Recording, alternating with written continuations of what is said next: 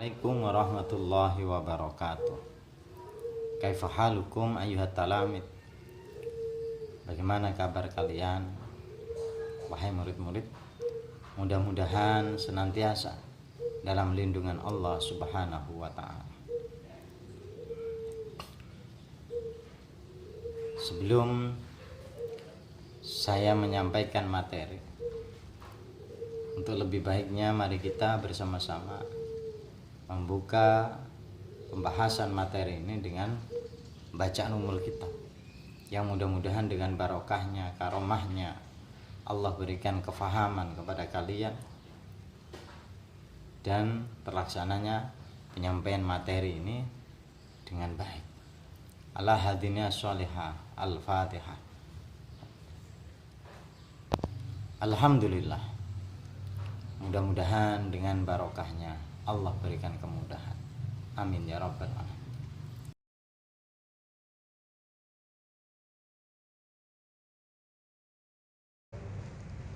Para siswa yang berbahagia, pada pertemuan kali ini kita akan membahas bab pertama, kedudukan dan fungsi Al-Quran dan hadis sebagai pedoman hidup.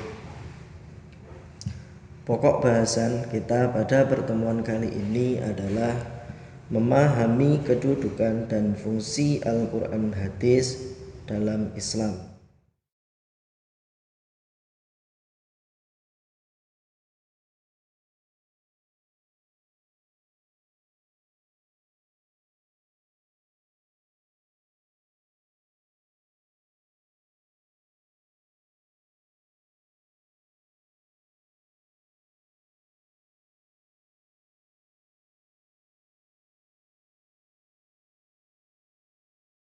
Materi yang pertama adalah pengertian Al-Quran.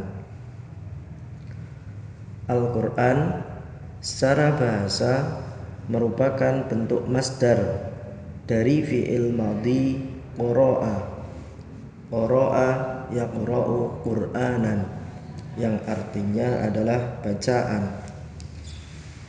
Sedangkan menurut istilah, Al-Quran adalah wahyu Allah atau firman Allah yang diturunkan kepada Nabi Muhammad SAW melalui malaikat Jibril, dan membacanya merupakan ibadah. Diturunkan secara berangsur-angsur dan diriwayatkan secara mutawatir.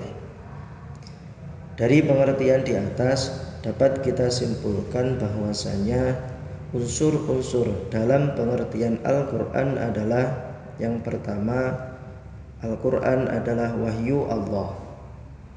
Yang kedua, diturunkan kepada Nabi Muhammad SAW. Tiga, perantara malaikat Jibril. Empat, membaca Al-Quran merupakan ibadah. Lima, diturunkan secara berangsur-angsur. Dan yang terakhir adalah diriwayatkan secara mutawatir. Perlu kita ketahui bahwasanya selain Al-Quran, Allah menurunkan beberapa kitab, antara lain Zabur, Taurat, Injil. Zabur diturunkan kepada Nabi Daud alaihissalam. Kitab Taurat diturunkan kepada Nabi Musa alaihissalam, dan Injil kepada Nabi Isa alaihissalam. Al-Quran mempunyai nama lain. Di antaranya yang pertama adalah Az-Zikro, yang berarti peringatan. Dua, Al-Huda, petunjuk. Tiga, Al-Kitab. Empat, Al-Furqan atau pembeda. Yang kelima, Asy-Syifa, yang berarti penyembuh. Selanjutnya, fungsi Al-Quran. Yang pertama, fungsi Al-Quran bagi Rasulullah SAW sebagai hujah atau bukti yang kuat atas kenabian dan kerasulannya. Yang kedua, sebagai mukjizat Nabi Muhammad SAW. Fungsi Al-Quran bagi manusia yang pertama adalah Al-Quran sebagai petunjuk dan pedoman bagi manusia dalam berperilaku dalam kehidupan, baik terhadap sesama manusia maupun makhluk lainnya. Dua, sebagai penuntun dan petunjuk manusia dalam meraih kebahagiaan hidup di dunia maupun akhirat. Tiga, memberikan informasi tentang hal-hal yang tidak dapat dimengerti dengan akal manusia. Sebagai contoh tentang peristiwa hari kiamat, kehidupan akhirat, surga dan neraka, dan makhluk-makhluk gaib lainnya. 4. Sebagai penjelas ajaran yang terkandung dalam kitab-kitab para nabi terdahulu. Selanjutnya, fungsi Al-Quran dalam ranah hukum Islam, yaitu Al-Quran adalah sebagai sumber hukum Islam yang pertama. Anak-anakku yang berbahagia, materi yang kedua adalah pengertian hadis.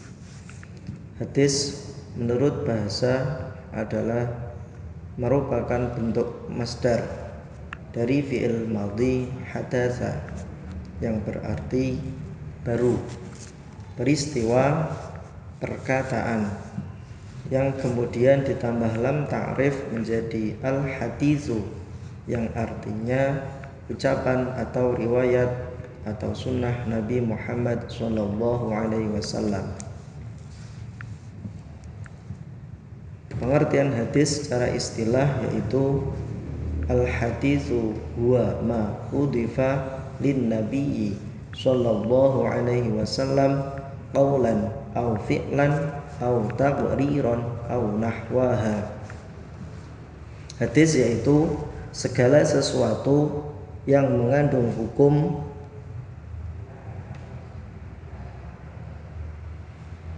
yang disandarkan kepada Nabi Muhammad SAW, baik perkataan, perbuatan, sikap, atau sejenisnya. Pengertian hadis yang lain yaitu hadis adalah segala ucapan, perbuatan, dan keadaan Nabi Muhammad SAW. Yang kedua, hadis adalah segala perkataan, perbuatan, dan takrir Nabi Muhammad SAW yang berkaitan dengan hukum. Selanjutnya, fungsi hadis. Fungsi hadis dibagi menjadi 3. Yang pertama, fungsi hadis dalam ranah hukum Islam, yaitu hadis merupakan sumber hukum Islam yang kedua setelah Al-Quran. Yang kedua, fungsi hadis terhadap Al-Quran. Yang pertama, hadis sebagai penguat atau mengukuhkan hukum-hukum yang telah ada dalam Al-Quran. 2. Sebagai penjelas ayat-ayat Al-Quran yang masih bersifat global atau mujmal. 3. Sebagai pembatas keumuman Al-Quran. 4. Penjelas suatu ayat yang tidak bisa dilogika. Sebagai contoh peristiwa Isra Mi'raj. Fungsi hadis yang ketiga adalah fungsi hadis dalam kehidupan manusia. Yang pertama, hadis sebagai petunjuk dan dasar hukum dalam melaksanakan ibadah. 2. Sebagai uswatun hasanah atau teladan yang baik dalam kehidupan beragama, sosial, dan bernegara. Selanjutnya, macam-macam hadis. Yang pertama, hadis qudsi, yaitu hadis yang isinya langsung dari Allah Subhanahu wa taala kemudian disampaikan oleh Rasulullah SAW kepada umatnya dengan redaksi Rasulullah sendiri. Yang kedua, hadis qauli, yaitu ucapan-ucapan Rasulullah Shallallahu Alaihi Wasallam. 3. Hadis fi'li, hadis yang bersumber dari segala perbuatan Rasulullah Shallallahu Alaihi Wasallam. Yang keempat, hadis taqriri, yaitu sikap Rasulullah ketika melihat perbuatan para sahabat. Selanjutnya, beberapa istilah yang berkaitan dengan hadis. Yang pertama, matan hadis, yaitu bunyi atau lafal hadis itu sendiri. 2. Sanad, urutan asal periwayatan hadis. 3. Perawi, yang meriwayatkan hadis. 4. Asbabul wurud, sebab-sebab munculnya hadis. Yang kelima, muttafaqun alaih, artinya bahwa hadis itu telah disepakati para ahli hadis tentang kesahihannya. Demikian materi pada kesempatan kali ini, semoga bermanfaat untuk kita semua. Assalamualaikum warahmatullahi wabarakatuh.